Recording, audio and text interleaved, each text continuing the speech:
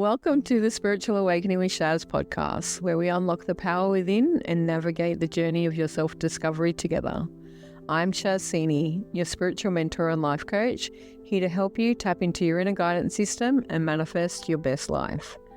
Whether you're just beginning your spiritual journey or looking to deepen your practice, this podcast offers insights, techniques, and inspiration to elevate your consciousness and transform your reality. Get ready to shine your light and embrace your true potential. Remember, the answers are inside you. Let me be your guide on earth. Welcome back to the Spiritual Awakening podcast with Shaz. I'm your host, Shaz. Today, I'm joined by the beautiful Rachel Farnsworth. Rachel is an award-winning clinical hypnotherapist, speaker, and author who is passionate about helping women over 40 release emotional patterns at the root of their symptoms to reconnect to themselves. Combining professional training with years of experience working with hundreds of clients, she helps people uncover the stories, conclusions, and protective patterns that have shaped their lives. Her philosophy is simple. Healing isn't about fixing yourself, it's about laying down what you were never meant to carry so you can reconnect to who you've always been. And I love that simply because I'm always telling people you just have to remember who you always are. Her book, Decoding the Body's Messages, centers around understanding the hidden messages behind the physical symptoms, and her method appears to use the subconscious mind to uncover and release personal root causes. It's so great to join you, Rachel. Thank you for coming along. For anyone meeting you for the pleasure. For anyone meeting you for the first time, tell us who you are and what brought you about writing this glorious book, because it aligns so much with me. I have a number of books like this, and I'm so excited to get a copy of yours. It's on order. It hasn't arrived yet. But how did you end up coming down this avenue? A long process, really. It wasn't something I sort of woke up one morning and deciding I needed to write a book. It was like your introduction said, it was working with clients a lot over the years. It all began, I sort of stumbled into hypnotherapy by accident as well, just because it interested me by working with the subconscious mind. And then I had a session with my daughter shortly after I qualified, just as a practice session. She was diagnosed with an autoimmune disease, which was arthritis, when she was a year old. And in that one session, in a practice session, and I didn't know what I was doing, but really, she was able to release it, and she's been pain-free, symptom-free, medication-free ever since. So that was my big why behind, if I can do that, what else is possible? So I've had that sort of drive behind it. And then working with clients, so I've understood that we're not meant to live with pain and symptoms like we've been told. What really happens is that the body is communicating with us. And that's a beautiful thing, because the mind-body-spirit connection is so real. So all our symptoms are teaching us, telling us, waving the flag at us, saying you're out of alignment with your real self, because we've been conditioned to believe we're not enough, we're too much, we're not enough, we're too emotional, we're this, we're that, and we try to fit in. And so by trying to fit in, we're out of alignment with our true self, which is self-love.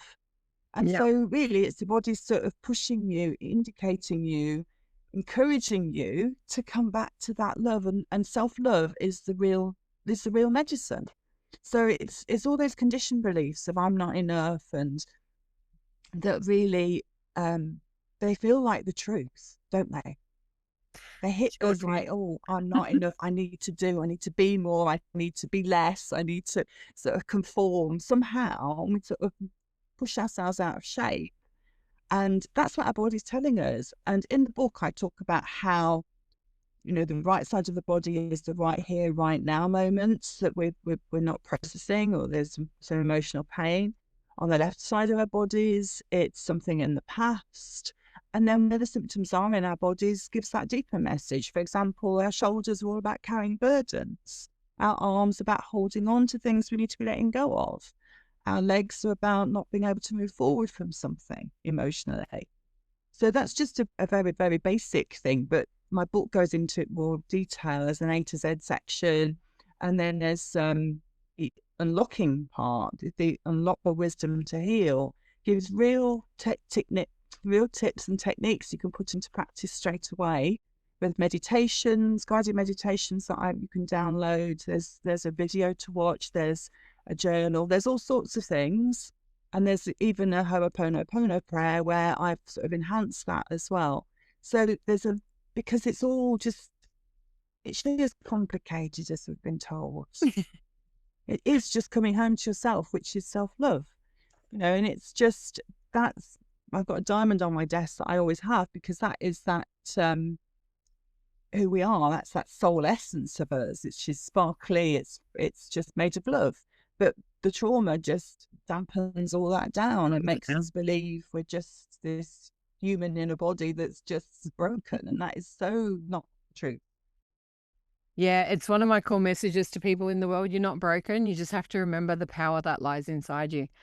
I love the take that you have on it and the way you expressed it, because it's not something I'd fully heard of before until our previous conversation. And I've been doing this type of work myself for a long time, and I've been helping people understand it. But the right side of the body being the right here, right now, the present, the aspect. And as I'm talking about this with you, I get full body tingles, and that to me is universal truth. This is the universe agreeing with everything that you're saying. So the right side being right now. So where the pain sits or what side the ache is coming from is the present. And then the left side being historical, being the past, being yesterday or before. That's just a great way to fully understand it. Normally, we refer to right side as masculine and the left side as the feminine, but adding the complexity of both opens up a whole new avenue as to just those little niggles, like, oh my God, my right shoulder's hurting. Like, why is my right side a bit numb? Because in the present, you having emotional problems associated with that. And for me, both sides of the body have different, slightly different messages, but they also do become rooted in the same details and the same emotions and the same problems.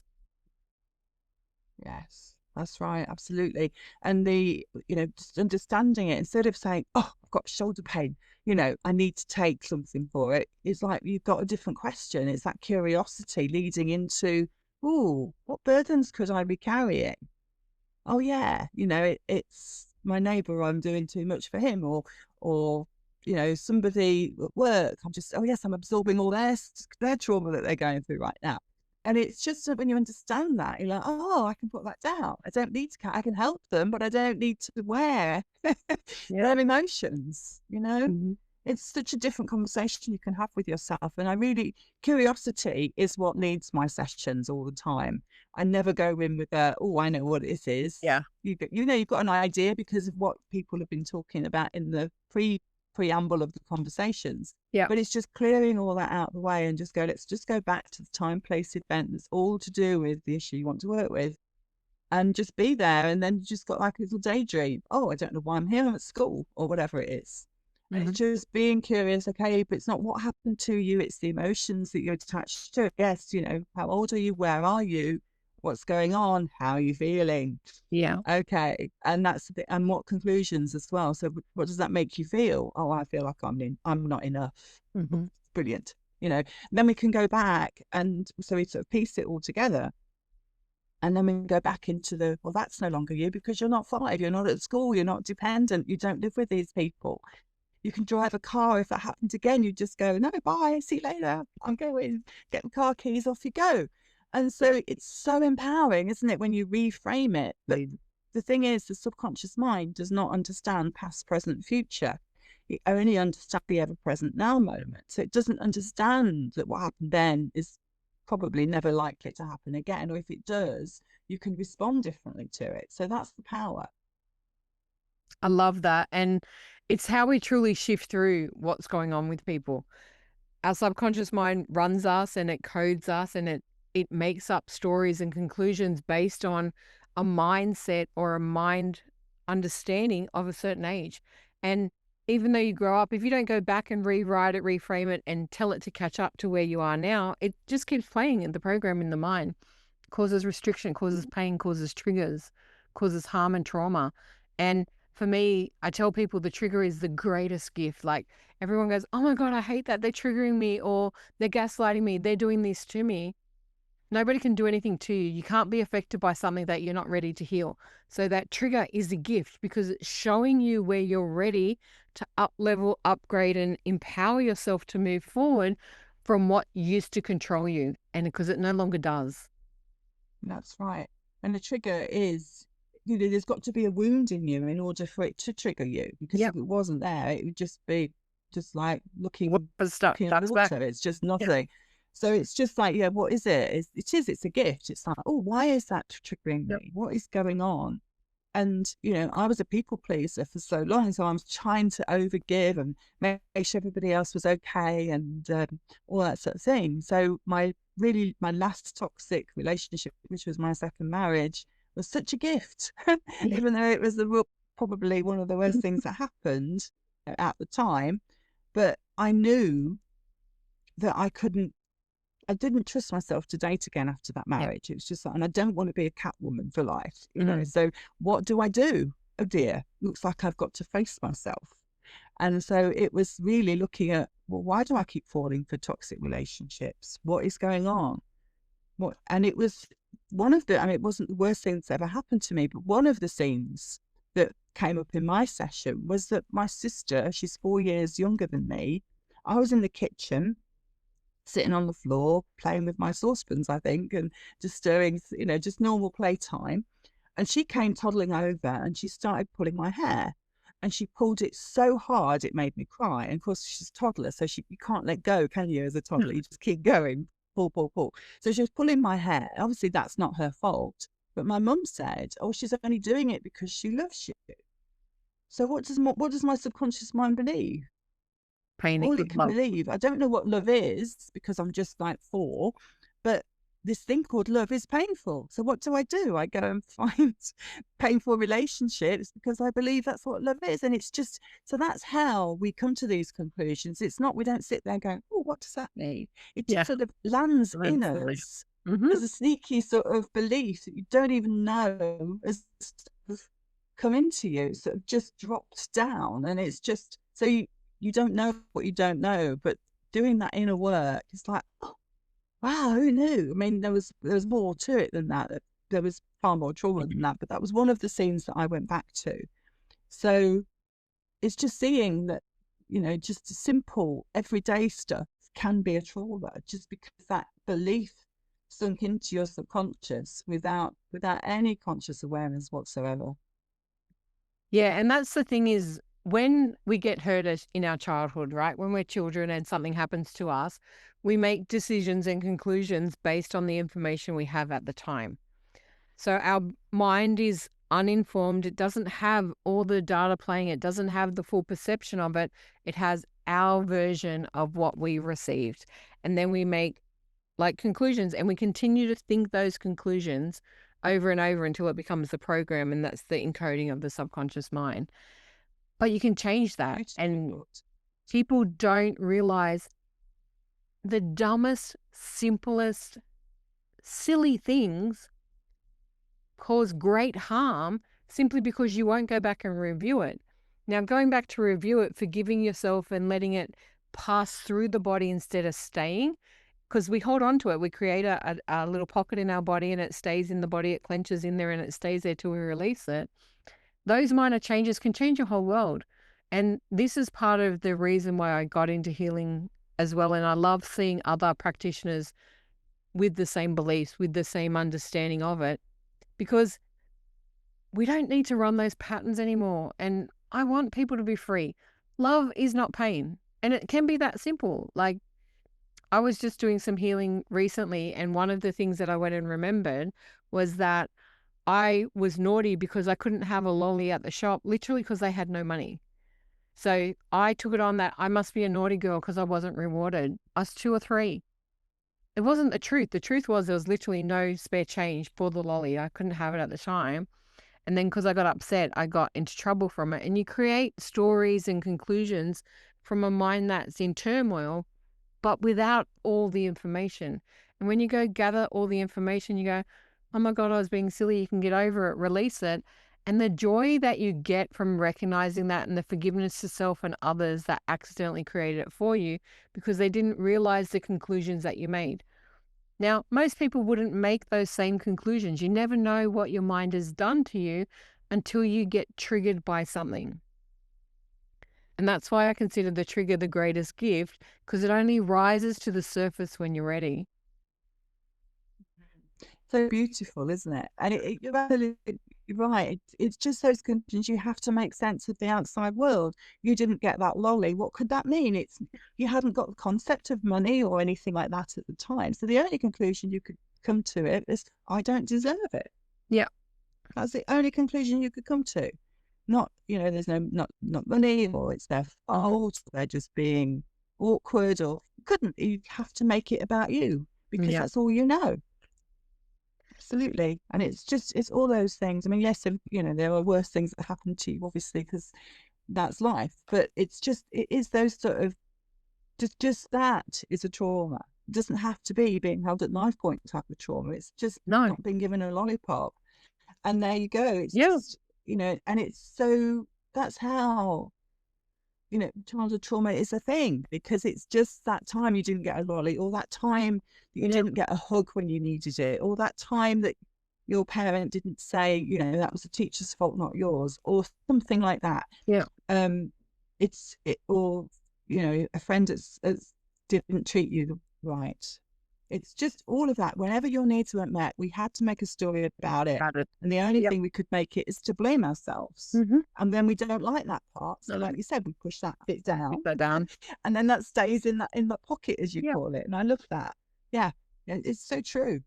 And like, even parents today, you don't realize you can accidentally be causing harm. You can think that you've had a great relationship with your family and everything like that. But the moment you say no to someone, and the moment that a need or a desire is unmet, unintentionally and unfortunately, a conclusion and a decision is made. And it's made from the 2-year-old, the 3-year-old, the 4-year-old, however young the child is. So if you're going out and you say no, don't blanket no. No. Be kind and be gentle and explain the reasoning behind it, and especially to children, because they don't have natural logic and reasoning. They don't see the bigger picture. But if they can't have something, explain why. No, we can't have that at the moment because this circumstance and that circumstance. It's not about you. It can come later. We may have to wait for it. We may have to put it aside. But the blanket no actually can cause great harm. The same as saying yes to something that you're not going to follow through. One of my core mottos is, I never say yes unless I know I'm going to be there. And if I'm not going to be there telling you something died, there's been an accident or a major diversion, I don't say yes, I'll come. If I make a promise to come, I turn up. I can say no if I know I can't make it and I've got conflicts, whatever they may be. Some people can't take that. So I have a motto that I tell people, maybe. If I say maybe I'm coming to something, I ain't never coming. It's just a conclusion. If I want to do something, I say yes. And it's a core commitment that I make. And shortness of being ill, sick, hospital, dying, or major accident, I will make that commitment and be there, because that's the promise that I make to self. It's that inner commitment as well, isn't it? It's that true north of your compass. It's being transparent and honest with yourself and with others. I think that's brilliant. Now, you mentioned a little bit about your daughter's journey. Was that the major moment where your life started to shift, or was there another area in your life that caused you to step into this pathway? Well, to start with, it was my second marriage becoming too very toxic. And rather than focusing on that, I decided I wanted to help other people. So I was going to train to be a counsellor, which never actually happened. But it was good because it gave me a course. I found a course locally that was in person, and it was counselling for years 2 and 3, but you had to do hypnotherapy for the first year. Really not interested in that at all. I thought, well, I'll just sleepwalk through that and do years 2 and 3. It's the best course I can find. I'm just going to have to lump it. isn't it funny how the universe works? Because what actually happened was I was really, started getting into hypnotherapy. And then, of course, I've got some homework to do. So I'm Googling hypnotherapy. And I found another trainer that was training somebody in advanced hypnotherapy. And she'd been doing it for about 3 years. And I was like, oh, that price is just going to go up, because the more successful she gets, the more that's going to be more expensive. I can afford it right now. Maybe I ought to do it. And then I had that looping thought, I've got to do this, but when? I've got to do this, but when? I'm just like, I'll just shut up. I'll do it sometime. No, you've got to do this, but when? And I'm like, oh, okay, I'll do it. Yeah. And I can now see that was my soul just saying, come on. Yeah, moving. This is the time when you just get your butt in gear. But I didn't know that at the time. So it's very interesting looking back, because again, I've got no game plan with this. It's just, I'm just training in hypnotherapy because it's interesting. You can make your subconscious mind work for you instead of against you, really. Oh, that's curious. And so it's that curiosity that led me into it.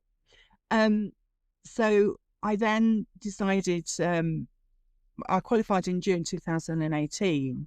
And my daughter had been diagnosed with that autoimmune disease when she was a year old. So she'd had it for 14 years and we were doing all the medication stuff, which was just leading to more symptoms medically. Anyway, so we decided to have a session together in October 2018 because she'd been drug-induced remission for 2 years in that time. And the doctors were excited because, being 14, they said, oh, she's going through puberty. She may have outgrown this disease, but we won't know unless she comes off the drugs. Let's see how she goes. So we had 8 weeks of normal weekends. Instead of self-injecting with the drugs, she'd actually go out. We were going out. We were having fun. Like, wow, this is unusual. So we had 8 weeks of normal. And then she got a painful knee. Left knee was starting to swell again. And the doctor's going, oh, you're going to have to go back on the drugs. Or don't be surprised if it's not more powerful, meaning more side effects. And Emily and I remember being in the doctor's room and Emily just burst into tears. She said, Mum, I can't do it. And I started crying. I said, no, I can't watch you, sweetheart. So then I started thinking, well, what do I do? What do I do? So I thought, well, I have trained in this thing, this hypnotherapy thing. And I know other people have got amazing results with emotional and physical issues. I'm not them. That was the biggest thing. I'm not story. I'm not them. I'm not enough, right? But one of the ladies that already trained with me said, but okay, we're told in the training, usually between 1 to 3 sessions is enough to release something. And that was a stumbling block, Shaz, because I'm thinking, but what if I don't do it in 3? What if I don't? I might as well not try, right? Some people can take more. Yeah. So anyway, I decided that one of the girls that I trained in said, well, if you do 1 session a week, Rachel, it takes 52 sessions. Isn't it worth it? Oh, yeah, I can do 52. Crazy, isn't it? Yeah. Anyway, so the stories, again, you see the stories that we tell ourselves. It's really good when you start unpicking it. But so we just decided to have a session. She was a bit meh about it. She's 14. She's not really expecting anything. I'm not really expecting anything either. It was very much hypnotherapy by numbers because I'd only just qualified and I hadn't done anything at all with it. So it's just step 1, relax the client. Yep, you look relaxed. Step 2, let's go back to, we're getting scenes. Oh, this is exciting.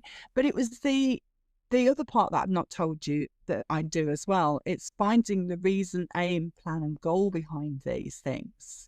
Because it's like getting into the subconscious program. What's the goal? I call it my GRAP method. Yep. G is the goal, reason, R is the reason, A is the aim, P is the plan. So we just find it. And it's just a bit like Chinese whispers. You start the sentence, the reason I'm here is to, and then you just put the ending to it. So it's usually to protect you. I mean, to protect you by or because. Yep.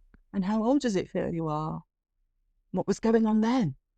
Oh, okay. Well, what's coming to mind? Okay. So we're getting more scenes and we're just really unpicking it to see what it's all about. Because, again, it's just like that sneaky little love is painful thing that happened to me. It's just your subconscious mind is trying to protect you. Yeah. Why? Well, for Emily, and she's quite happy for me to share this, is that in her session, it was that I need pain to be like everybody else. That was her belief. Yeah. Why? Well, because her brother had got asthma. She's 4 years younger than her brother. So he'd got asthma. I'd had my thyroid removed, which is about communication, and I was in toxic relationships, right? Yeah. Hmm. I couldn't speak up. So I'd had my thyroid removed before I knew about this mind, body, spirit thing and the real connection. So I'd had that removed. She'd seen staples in my neck as I was healing it Yeah. from the operation. Her cousin, who's 4 years older as well, had had cancer, and her other cousin had had a hernia removed when she was a baby, and she'd had her tonsils removed as well. So in her world, everybody had got pain, Yeah. but everybody else was better except her. 14 years later, right? So Yeah. it's like, so that's how it is easy to really sit in one session, because you can Hmm. just see that, oh, that belief They've is just blown out the blown out them. water. Doesn't have to be true anymore. Completely don't need that anymore. Yeah. And it's quite ironic. It reminds me of a story of my own journey. When I was 23, I was about 22, 23. Could have even been 21 or so. It was early 20s. I lost the use of my left arm for 6 months. Like literally, I could not lower my arm. It was painful and I couldn't do anything with it.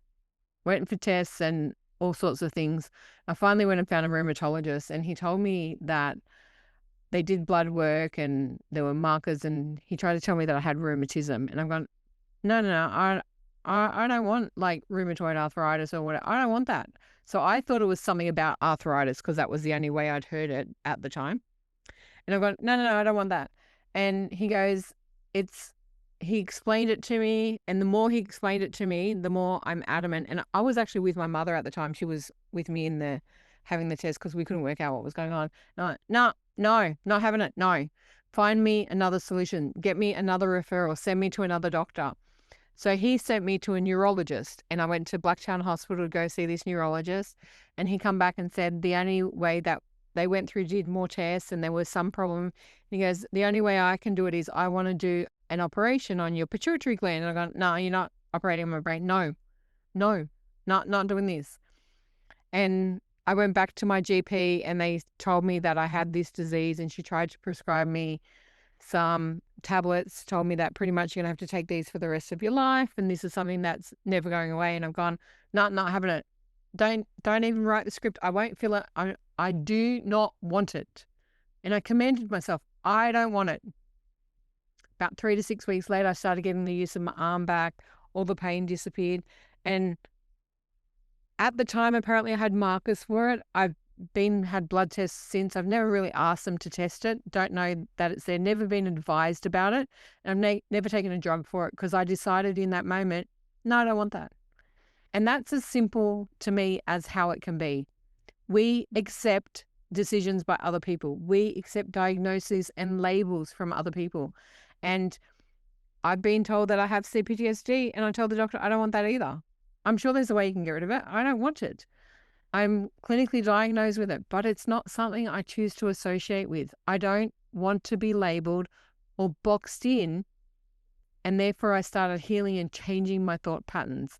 And the thought pattern was that I will have the use of my arm, same sort of thing.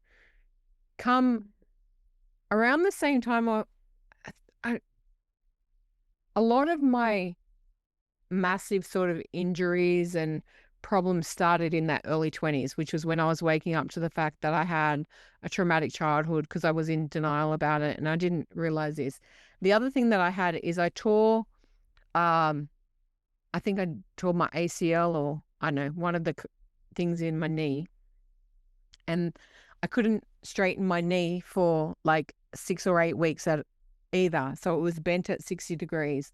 And the doctor wanted to do a knee reconstruction. I got, no, I don't want that either. And he said, if you come back to me in 2 weeks and you don't have, I'm scheduling this surgery, you can come back to me on the Friday before the Monday. If your leg is not straight and you can't walk on it, you're going in to have this surgery. And I go, no, I'm not. Come back 2 weeks later, my leg's straight. And he goes, you'll be back. You need this knee reconstruction. Those things don't repair. They don't repair. They don't disappear. I'm like, no, I won't be. Ran into him years later and he said to me, I'm so surprised you've never been back to my surgery. How's the knee? I'm going, it's fine. I have no problem with it. He goes, how did you just decide that you don't want it? And I do believe with every core of my being that the body has this amazing capacity to heal itself. And 95% of it is the mind. The other parts is you have to put exercise into it, determination, and you have to take action for it. And when you do, you can change anything. It's emotion, because it's like you said, just by deciding that that's not your reality is such a powerful thing. It really is. And yes, we are far more able to heal ourselves, way more than we've been conditioned to believe. And we've told it, our bodies are broken. When they're not. When you look at it as a communication, Yeah. it's a different story, isn't it? It's just, oh, what is it communicating? Why is it communicating? What went on way back when? Yeah. That's the opening questions. And then you get curious and go, oh, I wonder if it's that. Well, that's not me. You can do it yourself. Yeah. I was having a conversation just with my son yesterday because he's going down the labeling thing. And he said, I haven't asked you to sign my forms, Mum, because I know you won't agree with it. I said, absolutely, I don't agree with it. Because labels limit you. They do. Why They're a would you box. label yourself with that? Yeah. Why? And he said, well, he's having counselling around it and whatever. And I said, okay, well, that's good because you're opening up to looking at why you've got stuff. That's good. I'd much rather you did it holistically, but do what you need to do. But I'm not for labels at all, because it just goes, I've got this and therefore I can't. You put you in that glass box, doesn't it? That you can't. You sort of how you see yourself rather than it's trauma. I told him that. I said, I'm sorry. You lived through my second marriage. Of course you've got. Yeah. It's no surprise, darling. And I'm sorry. I was unhealed then. I hadn't done any work on myself. I'm so sorry. And I am. And I said, we can work it through. We can talk about it if you want. I'm quite open to that. I know, it wasn't. I didn't give you the best. I gave you the best I could at the time. Mm-hmm. But I could see with transparency, really, how it all came to, why you are the way you are. And it's not your fault. And I love the fact that you take personal responsibility for that. You see how you've contributed to it and you're wanting to help him in that way.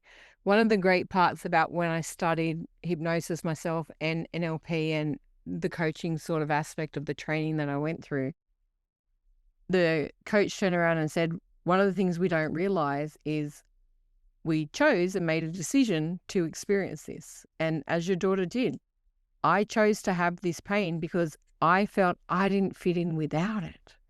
And then she never unchose it. So she continued to keep it until she didn't, because she changed the way she thought about it. And so many of us, I have clients, and I get full body tingles when I talk about this because of the truth aspect to it.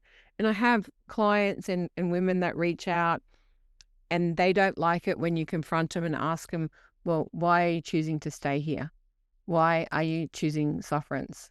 We choose it. And it took me a big wake up call of self and a big personal insight look to be totally brutally honest and to really ask myself, well, why was I choosing this?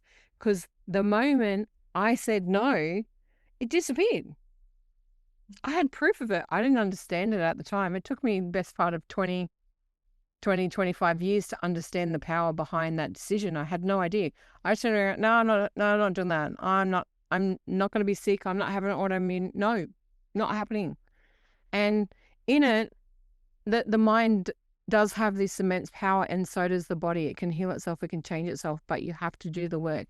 You have to allow it to pass through, and then you have to make better choices and decisions. That's what the reframe is. And you said something really powerful there, and I sort of just disappeared. But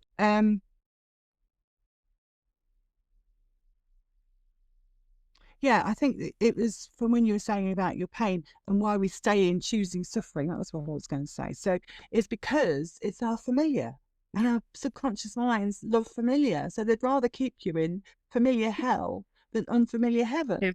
So it's just, it's that box again. It's that glass box that we're in, that we don't know we're in. And it feels transparent, you can see it all around it. So you don't know that you're in this little box that you've put yourself in. And it's just that comfort zone. Yeah. But when you can see, well, no, actually, I'm not choosing this toxic relationship anymore, and I'm not choosing any more toxic relationships. And if I get into them, I'll move on. And Mm. I can see it. And, I don't have to choose this. I can choose something different. This is not for me anymore. I've learned this Yep. lesson. I've learned the patterns. Um, so yeah, it's the subconscious mind would much rather keep you in that familiar, and that's why we keep finding toxic relationships or finding Yeah. the same old uh, stories in different people, Because because we our create, subconscious minds are, yeah, yeah. we create safety and normalcy out of problems because if we don't, we think we're going to die. And that's the aspect of where fear doesn't kick in the right way that it's meant to, is we make things normal as coping mechanisms because otherwise nobody wants to admit that you're traumatized. No one wants to admit that you're in a bad place. We don't want to own that there's a problem there, that it is toxic. We don't want to do that until it becomes the phase that we don't want to put up with it anymore. So we normalize it, we dumb it down, we make it safe. And the body is always looking for safety and security. Plus, it's the nervous system as well. If you're stuck in survival mode, you're just going to keep finding things that keep you in Keep that there now. survival mode. And that was my pattern. I didn't even realize that that's what I was in because it felt normal. And for an example of that is I used to have a lot of to-do lists. I need to be busy and I need to keep going. And I only felt successful if I crossed at least 5 off a day. And that is what I thought was me Yeah. until I healed. And I'm quite happy just to be now. I don't have to, I'm not a human doing anymore, a human being, who knew? And it's my breathing changed. Yeah. Instead of breathing from here, it started to Mhm. go right down almost to my hips, which is Yeah. quite surprising, when you've been used to just breathing here and that It's feels right. so normal because that's all you've ever known. Yeah. It's just like, oh, it's just like, it's like your And the body's tension just that lets go. relaxed. It's like, what? What? Mm. Yeah. Yeah, the tension went. And it's like, wow, that's incredible. So you think it's your personality, but it's a survival mechanism. It's a bit discombobulating when you realize that, but it's exciting at the same time. And it's the purpose of the unconscious mind and the subconscious is to keep us alive. And it thinks Absolutely. that familiarity is safe because the unknown and the unseen and the like, it could be heavenly, but because we don't know what that is, there's a safety issue associated with it. So we stays blocked down and you can't move until you're ready. And this is why I never force my opinions down anyone's throat or I will guide them, I will help them. But until they're ready, you can't help anyone. You can't, like your son, he wants to go that avenue. You have to let him. He'll eventually come back around, hopefully, to this avenue, whatever works. You can plant the seed, you can nudge it forward, but you have to leave their sovereignty and free will to themselves to Yes, choose what works absolutely. for them. I'm so conscious of that. But also, and he's actually, I've written about him in my book, in the introduction or in the first part of it, because George was very spiritual as a baby. He remembered his past life, or at least Oh, wow. remembered at least one, and he used to cry for his other mother. He said, "Not you, mummy. I want my Yeah, other the mother." And mom. he used to say that. And we Wow. didn't say mother as a Yeah. child, growing Yeah. up. That wasn't a language that we used in the family. So no, he said, "I want my other mother, not you, mummy." And he sobbed for her. And I'm like, if I knew where she was, I'd I'd find take out. you, I would take you. But now I'm the one who does the woo-woo stuff, and he's completely sort of blocked that off. And I think that's also part of his. I mean, I want to give him that shortcut and just go, let me give me a hypnotherapy Yeah. session. And I'm fine, but he's not ready and that's fine. I'm not obviously you can't force that on him, You can't. but No. so it's, yes, it's watching him, letting him have that freedom to find where he needs to go. Um, and just being there, really, that's all I can do. And I know from personal experience, when you're not ready for it and you're not in a position or your soul's not ready for it. I tried hypnotherapy back in my early 20s when I was going through all this stuff and I've got to go have like a past life regression or find out what's going on because something was out of whack. If I had mystery diseases, weird things going on in my body, I had all sorts of stuff going on in the 20s. But the very first time I tried hypnotherapy, I had an abreaction. My body went into shock. I had a meltdown. The dude was very capable. He was very calm and helped me come back to my body. I hyperventilate. Got to the stage he was going to call an ambulance because my body nearly went into toxic shock because I was not ready.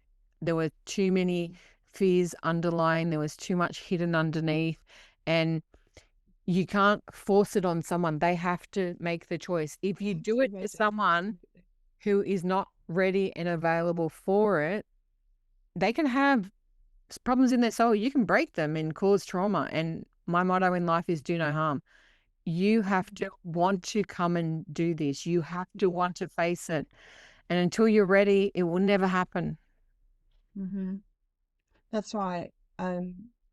It's a dance, isn't it, between the client and you. They have to be ready for it. Yeah. And yeah, so I always let people come to me. I've never chased people and say, you need a session and I can help you. It's just, you've got to want it. The same thing, and also there's that myth about hypnotherapy, isn't it, that you can make somebody, put somebody under a spell or something, which is absolutely not true. It's just it's a natural state of relaxation. It's just allowing your mind to be open to sort of daydream state. That's all it is. And then it's just being curious around where the beliefs became. I love it because it's very empowering, because it's once we do the little detective work, which takes about half an hour, 3/4 of an hour, the rest of the session is about empowering you to see the truth about that scene and how amazing you are. I had one lady that was held by a knife point and she got PTSD, not surprisingly. And it was one of the first sessions I had going back, it's almost 6 years ago.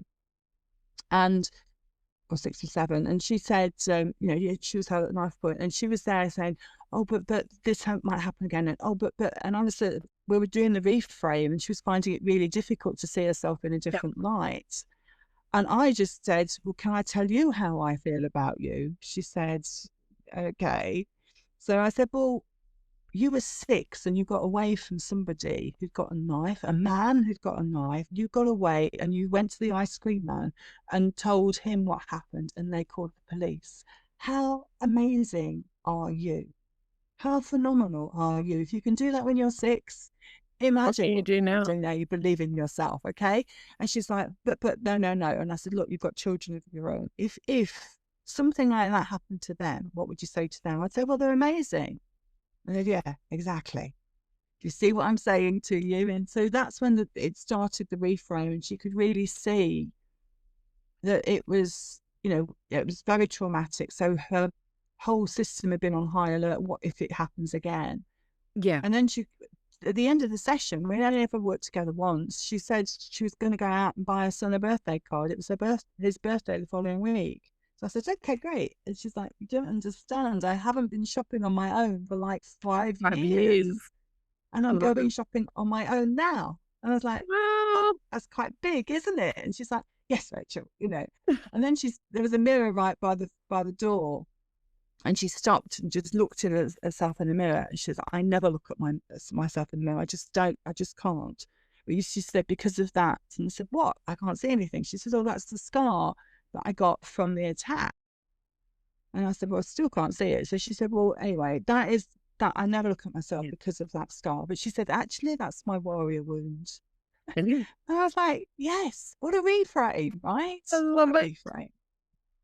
And that's a superhero, especially someone at 6 that got away from it and had the sense and sensibility to go and find a good adult, so the ice cream man, to report it, to get help and to create assistance. That's powerful, and she needs to own that. Absolutely. It reminds me, when I was studying, I studied hypnosis before I did my NLP, but it was through an NLP trainer. And one of the first hypnosis practices that I did, or meditative practice, because a combination of a bit of both, was one of my friends who was suffering from anxiety, and it was just around COVID time. And because of COVID and the problems with that and her health issues, she was afraid to go to the shopping center. She had not left the house during COVID. Everything was done online, and she was just afraid to go down to the plaza. And we just did an anxiety one, just simple anxiety, created the safe haven, created the bubble, set her in the cloudy sky and put this protection around her. And she rang me up 2 days later. Oh my God, you won't believe it. I went to the plaza. And I'm like, oh shit, did that work? Because I had no idea. This was my first, what I call crash test dummy. I asked one of my friends, I asked for volunteers, who wants to test this with me? I don't know that it works. I haven't tried it on anyone else outside the circle of where I was learning, and did it on my friend, and she was able to do the same thing. And that's when I fell in love with it. That's why I wanted to do it. But the main reason I personally studied hypnosis was the past life aspects, because I'm fascinated with it. I've done past life therapy before via kinesiology and via other healing modalities, but going in the hypnosis and to see it, and I wanted to experience it. And it wasn't until I had my own visualizations through the hypnosis practice of my own past life that I'm like, I love this stuff. Like, it was fantastic. So there's so many things that we can find to uncover. And for me, not everything is a choice that we make in this life. I had to clear money wounds and things like that from past lives, and changing it has changed my reality in many different ways. And it's layered. There are certain aspects and certain emotions and things that can be done in one session, and other times it needs multiple. Sometimes we don't want to move past it, don't want to believe it, but you have to be in a fully accepted and opening mind. If your brain is in the way and you have deep fear, you won't actually get hypnotized. You won't be able to go back and do it, and that's okay. I always recommend that you follow a practitioner that knows what they're doing and is aware, simply because even when we got to talk about abreactions, I didn't know that's what it was called. I just said I had a meltdown and nearly had a nervous breakdown, because that's what it felt like, because my body was like in major rejection and fear from it. But the whole reason I went and studied it was because I wanted to overcome that aspect. And for me, knowledge is power. So if I knew how it worked, then it would be easier. And I've now been hypnotized a few times, and I can't wait to do it again. Absolutely. I had a client that I did work with 5 years ago, I think, and she wanted to sort out why she kept having panic attacks. And we did it online, and because it was 2020 actually, so we did it online, and she went back to being she was about 8, I think, and it was sports day, and she hadn't had any breakfast and she hadn't had any much to drink all day, so she fainted. Oh, wow. But her friend came over and said, well, she's lying on the grass. Her friend said, oh, you're having a panic attack. I have them. Yeah. So there's the belief. Yeah. There's And the then point she and carried see. on having panic attacks. It was so surprising because that's not what I expected.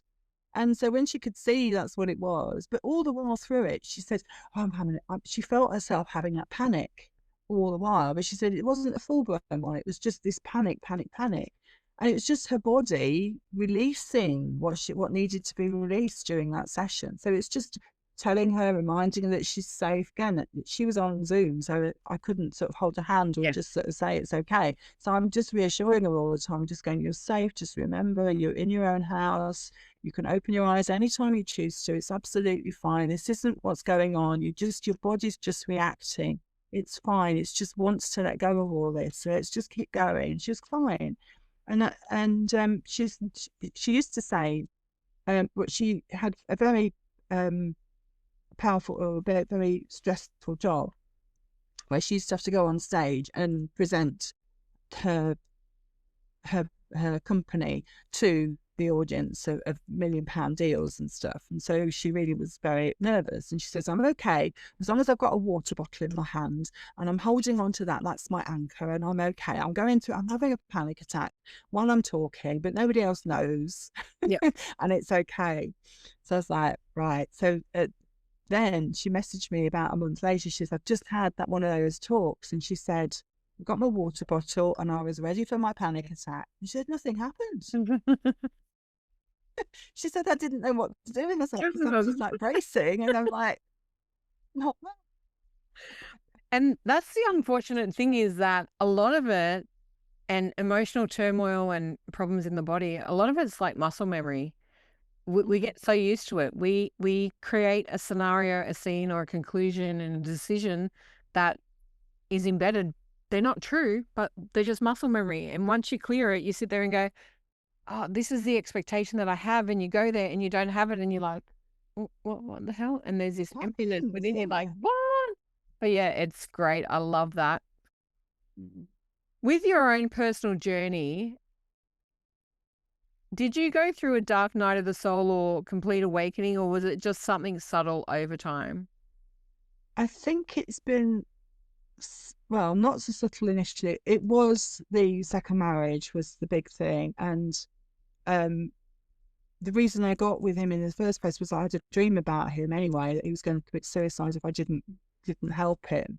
So, and that actually played out. Mm-hmm. I did manage to, I had sort of an inkling, I got on the phone to him and I managed to get help for him. So that was the big, like, oh, there's something much more than this.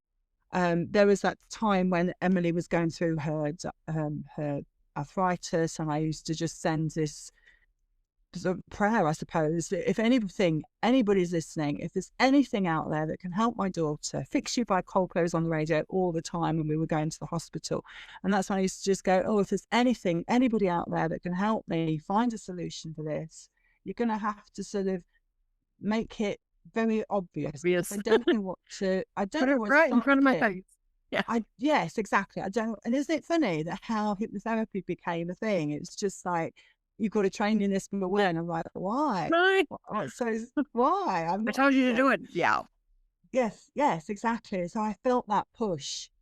So it's those sort of drop-in little or not so subtle Yeah. steps. And I think going through hypnotherapy has really helped, because you Mm. can see when you understand what your subconscious is doing, and there's far more than what you're far more than just your physical body, bunch of cells. It's like, okay, there is more out there. And it's just, so yes, it's so that it wasn't an overnight thing. It's been sort of an unfolding. I love that explanation. It's great. That's how it happens in different avenues. Like mine, I've been connected to spirit since I was 2. So I was aware of it. Most of my childhood, I sort of knew. I tried to hide it from people because it was weird to be back in the 70s and 80s. It wasn't something you really talked about. I was grateful and blessed in the way that my mother had awareness of it. So she never really tried to tell me it was bad, but also told me to be quiet about it because I just happened to know things. So my brother didn't like it. He would tell me that I was a know-it-all and why does she always know everything? Sharon knows everything and all of these things. So it was made derogatory. So I shut it down for a long time until I really realized it was a gift, a skill, and something that was very powerful if you attuned to it and you made it work for you. And any of the healing modalities are like that. I started healing my body and working through things without knowing what it was. I just knew that what I had was not what I wanted. And it's through focus and diligence that you can change that. And I believe everyone can change that. And your soul will give you signs. I look back now, and as I said, I have a few books like yours. One of them sitting over here, it's called The Secret Language of the Body. And recently in a class, I was teaching people about my rheumatism story, and I went and read out the symptom and the emotional upheaval about what rheumatism was. And I go, huh, yeah, that's where I was exactly at right then. And that's why it was so strong in my body. And it was in the past side. So the left arm was the one that I couldn't work. And that was going on because I was only just becoming aware of all of that problem and where it came from. I just, as I said, I generate, no, not happening here. And I've done that a lot in my life of if I don't like a situation, if I don't like a scenario, I'll say, no, that does not belong here. I choose better. I have the choice. I have the power to create more. I demand better. I have different phrases. Sometimes I'll say I code, compel, and command what I want to the universe, and it shows up in every way. We have the power of choice. The greatest thing for me in life, the greatest human trait that we have is free will. We have choices. And you don't think that you made choices about this, but your unconscious mind, your inner child, and the earlier version of you did. But it did it without all the documentation, without all the data, without all the information around, and formed a belief from it. And beliefs are just simply thoughts you keep thinking. You can change them at core very easily if you want to. And hypnosis is one of the greatest tools for me that can do that. So the work that you're doing and the decode the root cause method is brilliant. I love it. And I'm so grateful that you're here to share it with us, because I believe so many people need to deal with things like anxiety, chronic pain, autoimmune, emotional trauma, body issues. The body has this capacity to heal from practically anything. The only things I know it can't heal from my awareness, is you can't regrow teeth. I wish I could, trust me. You can't regrow a limb, but we have orthotics, or we can get like you can have an arm extension. I can't think of the word of what I'm trying to think. I know what I'm talking about, but the word's not there. Those sort of things. You can't take out organs and replace them, although you can get transplants and stuff like that. But we can overcome many things, and most of those things do have an emotional relationship to that pain, to that disease. And if you face the root cause, go back and change it, you can create better health for yourself. And the reason, in my opinion, why most people don't do it is their lack of worth. They don't feel they deserve it, or they don't feel strong enough or powerful enough, and they live in fear or victim mode. And it's the memory of the replaying of the incidences that causes all the trauma. Absolutely, it's that unconscious replaying it all. Absolutely, it is. And I think it's also, hypnosis has been given a scary, what's the word I want? Scary persona about it, hasn't it? It's been because it's so powerful, because it's so effective, because it's reprogrammed. We're so quick to buy a new phone, aren't we? Or to buy a new laptop because the programming on it has gone, right? Or the memory's full. But we never do this in our minds, and yet this is what's running your life. Yep. That's the operating system. You got to upgrade it. Absolutely. You're running your software from your 3-year-old self. And that's why you're not getting what you want, because it still believes you don't deserve it, or it's not in your awareness as a 3-year-old. So it's just, and it's curiosity. It's a beautiful journey of getting to know yourself in such a powerful way. It's not scary at all. It's exciting. It's curiosity. It's just, oh, what did I not know? What's going on? And I've had quite a lot of significant trauma in my life, but by putting it in a box, which is what I did, there's a big significant one at 19. Yeah. And I put it in a box in my head of, do not open under any circumstance. Right? There you go. Yep. That's fine. Dealt with it. I've dealt with it. Down, it's fine. Down. Yeah, I've dealt with it. I'll just get married and have 2 kids, and I'll look normal. Because this trauma in my mind doesn't make me feel normal. So I'm just going to that's what I'm going to do. I put a sticky plaster over the top of my life. And that's what I did, which worked for the first 14 years until it didn't, and it was just, but again, from that, I had such a low sense of self-worth. So I people pleased, and I had a belief that if everybody else was happy and not me, that's okay. As long as everybody else is happy, that's fine. It's not fine, but I carried on. It's fine. Don't think, just do. Don't think, just do. Just keep going. It's fine. Until the wheels fell off, basically. And you wake up, you're in your second marriage, and again, it's a similar pattern. What's going on? Except it was getting louder. And I can see if I went to another relationship, it was probably going to be physical this time. Yeah. And I couldn't put myself through that. I knew I did not deserve that, and I didn't want to witness that to wake up to myself. So I was like, okay, well, I have these tools now. Yeah, I think I need some hypnotherapy session. Why am I going for toxic relationships? Why are they not meeting my needs? Why am I overgiving? and getting the breadcrumbs back. What's going on? Why am I attracting this? And so having that awareness, because the thing is, we sort of think, oh, it just happens to me. It's just life. And but when you take ownership of it and go, okay, this is what's happening in my life and I don't like it. What can I do about it? Oh, I'm the power, which is great, isn't it? Because if you're the power, you can change it. If it's just something out there that you've just, like a leaf blowing in the wind, you've got no control. But if you're like, oh, actually, I'm the driver in my own life and I'm sitting in the passenger seat right now, well, that's not working out too well. Let me take control. Let me have a look. Let's have a look what's going on in my subconscious programming. Why am I attracting this, that, and the other? Why have I got body pain? Whatever. And let's uncover it. It's with curiosity, with love, because it's just your body telling you you're out of alignment with yourself. And the more you love yourself, the better things, the better relationships you get, the more you can sit with yourself on your own and actually enjoy your company, and look in the mirror and be able to be really happy with what you see. That's that self-love. And it's just all of the symptoms, whether it's the outside world, whether it's your body, is telling you, love yourself more. That's a simple thing. It's so true. Just try it. And for me, emotions are like a cork, right? Doesn't matter how much you push it under the water. You can push it down, push it down, push it down.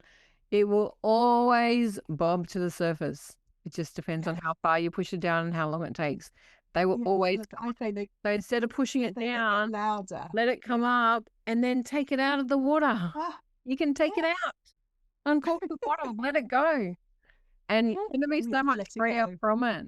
Like, Let It Go is one of my favorite songs to sing when you want to do emotional healing. It is great. It is amazing. We don't have to hold on to patterns that don't serve us anymore. And if you change it, you focus it, you forgive it, you release it, you can become everything that you want and have the freedom, the love, the happiness, joy that you desire. And quite frankly, you deserve it. Everybody does. Yes, it's just the old conditioning program from school, from your parents, from way back when, that makes you believe what you've got right now. But this is just the reflection of the old beliefs. When you shift and change your own thoughts and your own beliefs, you start attracting better things. What's not all that? It's the best way to live life too, for me. I thank you so much, Rachel, for joining me. I've loved this conversation. I hope the listeners have loved it too.